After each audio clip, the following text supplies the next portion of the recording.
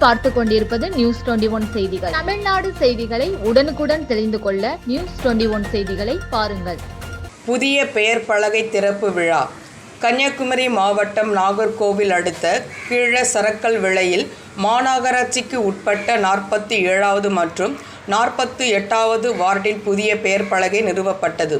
இதனை இந்து முன்னணி மாவட்ட தலைவர் கிருஷ்ணகுமார் திறந்து வைத்தார்.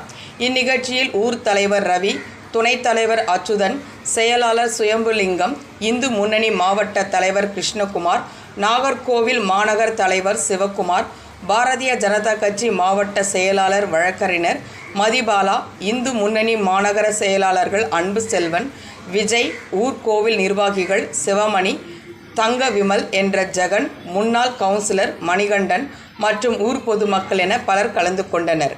நியூஸ் 21 செய்திகளுக்காக சகாயராஜன்.